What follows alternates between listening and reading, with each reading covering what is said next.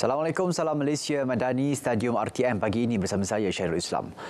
Atlet berenang para negara Muhammad Nur Syaiful Zulkafli menerima ganjaran tertinggi melalui skim hadiah kemenangan sukan Syakam susulan prestasi cemerlangnya di Sukan Para-Asia 2022 Oktober lepas. Nur Syaiful meraih 1 pingat emas dan 1 gangsa membawa pulang insentif berjumlah RM110,000 yang disampaikan Menteri Belia dan Sukan Hen Ayuh pada majlis penyerahan insentif Syakam. Atlet olahraga Muhammad Amar Aiman Nur Azmi yang meraih pingat emas serta memecahkan rekod tamasya acara 400 meter T20 dan atlet powerlifting Boni Bunyau Gustin juga meraih emas acara 72 kg. Masing-masing menerima insentif kedua tertinggi berjumlah RM90,000. Pemain skuash wanita nombor 1 negara Siva Sangari menerima penerima terbanyak bagi tamasya Sukan Asia Hangzhou 2022 iaitu RM100,000 hasil kejayaannya meraih 2 emas dalam acara individu dan berpasukan. Pemain skuash lelaki Eng Yen Yao pula meraih insentif kedua terbanyak berjumlah RM85,000 atas kejayaan meraih pingat emas acara individu dan gangsa berpasukan. Diikuti atlet karate Muhammad Arif Arifuddin yang membawa pulang RM80,000 selepas mengungguli acara komite 84 kg di Sukan Asia Hangzhou 2022. Sementara itu, Hennah mengumumkan setiap jurulatih yang membantu atlet meraih pingat turut menerima RM550,000 di bawah skim galakan jurulatih segar. Baik, ini perkembangan bola sepak Liga Super. Johor Darul Takzim JDT meneruskan penguasaan apabila menewaskan Kuching City FC 2-0 di Stadium Sultan Ibrahim malam tadi. Harimau Selatan bermula garang apabila menggempur benteng skuad pelawat sehingga terhasil jaringan pada minit ke-34. Ia menerusi rembatan jarak jauh Bergson Gustavo da Silva yang menewaskan penjaga gol Kuching City FC Wan Muhammad Azrai Wanteh 3 minit sebelum babak pertama tamat. Tuan rumah menggandakan jaringan menerusi sipakan percuma Juan Muniz Gallego dari luar kotak penalti yang menerjah gawang lawan. Babak kedua perlawanan menyaksikan skuad kendalian Esteban Solari terus mengasak The Cats. Namun tindakan bijak anak buah Aidil Syahrin Sahak memperkukuh benteng pertahanan berjaya menyekat kemarahan tuan rumah. JDT mempunyai peluang menambah jaringan pada minit ke-74, namun Fernando Martin Forestieri gagal memanfaatkan peluang di depan mata yang berpunca daripada hantaran pertahanan Kuching City FC Arham Kushairi Abdul Wahab kepada penjaga gol tersasar. Keputusan 2-0 kekal sehingga whistle penamat dibunyikan. Kemenangan ini menyaksikan JDT mengutip 70 mata untuk berada di Persada Liga, manakala Kuching City FC menduduki tangga kedua tercorot dengan 9 mata selepas 24 perlawanan. Kelantan di kedudukan terbawah dengan 8 mata.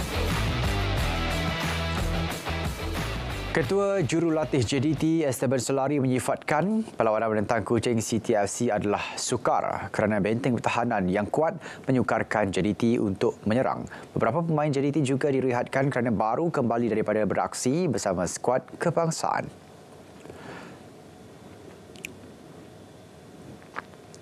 It's not easy when you change many players for a game.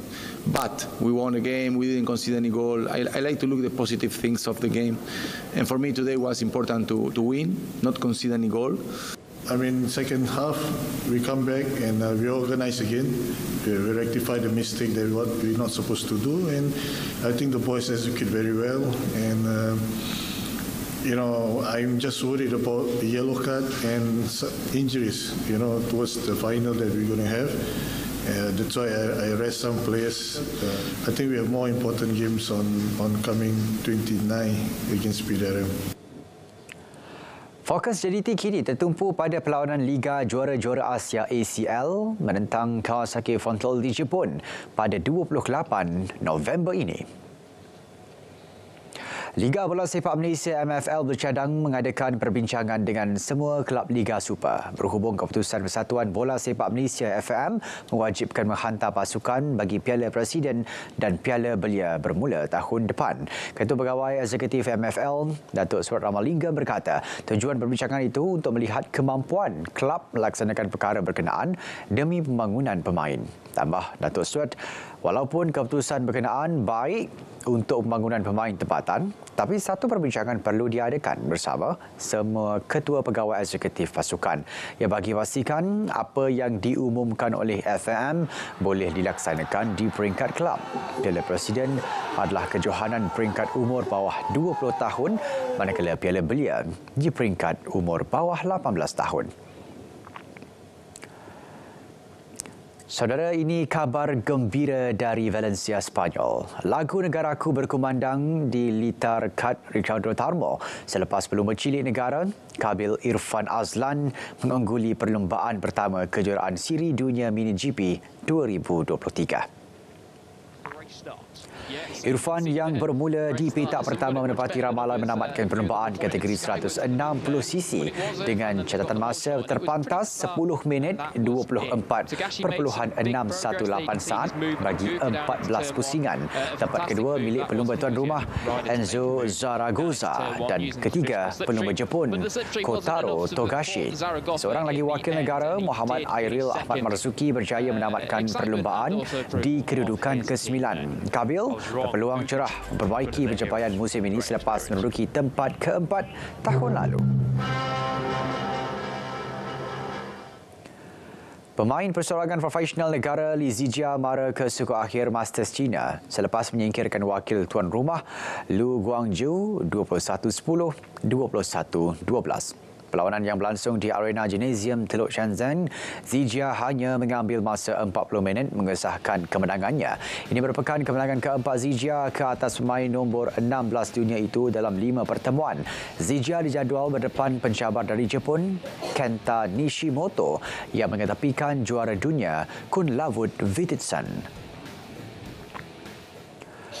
Persatuan Luncur Ais Malaysia, AISAM, menggunakan pendekatan sukan selamat dalam kamp pembangunan bersama Kesatuan Skate Antarabangsa ISU. Pendekatan berkenaan bagi memastikan atlet aspek mental dan fizikal untuk Olimpik musim sejuk Milano 2026. Kamp berkenaan berlangsung di Sunway mendapat penyertaan 58 atlet dan 28 jurulatih dari Malaysia, Singapura dan Filipina.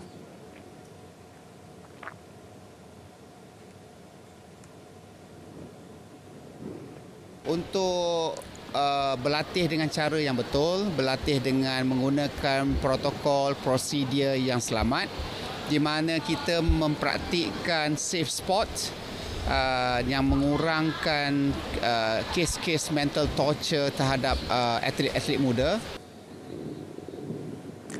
Tambahnya, dengan pendekatan sedemikian, tidak mustahil atlet sukan luncur ais negara mampu untuk menghadiahkan emas pertama di Tamasya musim sejuk Milano nanti.